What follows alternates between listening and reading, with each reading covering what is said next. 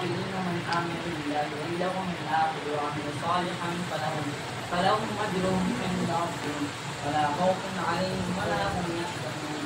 وإذا أخذنا ميثاقكم ورفعنا فوقكم الطور خذوا ما آتيناكم بقوة واذكروا ما فيه لعلكم تتقون ثم توليتم من بعد ذلك ولولا فضل الله عليكم ورحمته لكنتم من الخاسرين.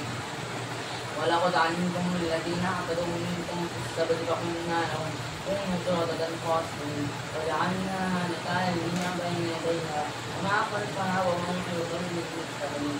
وإذ قال موسى لقومه إن الله يأمركم أن تذبحوا بقرة قالوا أتتخذنا هزوا قال أعوذ بالله أن أكون من الجاهلين.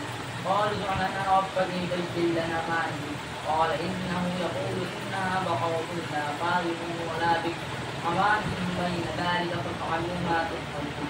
قالوا ادع لنا ربك يبين لنا ما لونها قال إنه يقول إنها بقرة صفراء فاقع لونها تسر الناظرين.